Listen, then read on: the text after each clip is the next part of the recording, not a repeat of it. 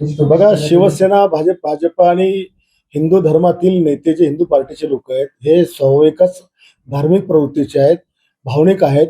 आपला देश आणि आपलं राज्य हे देखील साधू संतांचं राज्य आहे. अनेक देविदांचे जन्म या पृथ्वीवर आपल्या भारत देशामध्ये झालेले आहेत. त्याच्यामुळे अनेक जण देवी दर्शनाला मंदिरात त्या ठिकाणी जातात. आम्ही कुठं मंदिर दिसलं की सहज आमचा हात देखील त्या ठिकाणी वर जातो. त्यापैकीच केसरकर आणि आपले साहेब आहेत. शिंदे साहेब देखील अतिशय भावनिक आहेत. कुठे एखाद्या चांगल्या स्थळाची माहिती जर त्यांना मिळाली तर ते जातात. आणि हा जो कोणी भोंदू बाबा खरात आहे, याच्या पोटात जाऊन तर कोणी पाहिलं नव्हतं की हा आतमध्ये किती बदमाश आहे आणि कोण कोणासोबत फोटो काढतं. आता एखाद्याला आम्ही दिवसात 1000 लोक आमच्यासोबत फोटो काढतात, कोण आम्हाला काय माहिती असतं कोण काय म्हणून.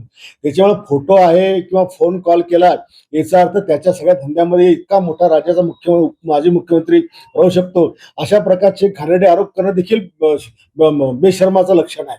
त्याच्यामुळे ह्या ज्या का 2-3 बाया ट्यू करतात, यांनी विनाकारण राजकारण करू नये. त्या भोंदू बापाने जे लफडे केले असतील, ज्या बाया नसवल्या असतील, त्या सगळ्या बाहेर काढल्या पाहिजे. हे पवित्र काम त्यांनी करावं, आम्ही सोबत आहे.